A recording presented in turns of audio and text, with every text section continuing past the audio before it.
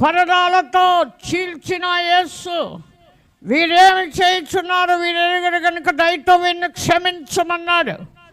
వారందరూ క్షమించబడి బ్రతకాలని కోరిన యేసు రక్తం క్రైస్తవ రక్తం, క్రీస్తు రక్తం, క్రైస్తవుల యొక్క మనస్సాక్షి.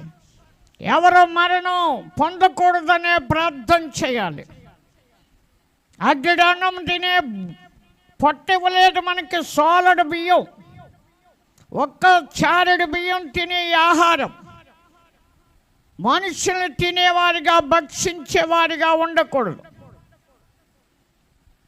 నిన్ను వలె నీ పొరుగు వారిని ప్రేమించమని. ఒక వ్యక్తి చనిపోతే వాళ్ళ భార్య బిడ్డలు, తల్లులు, అక్కలు, చెల్లెళ్ళు కొన్ని దినాలు అంగలార్పు. దేవుడు ఆకాశం నుండి నీటి కావాలి అంటే రోదన వినబడుతుందట.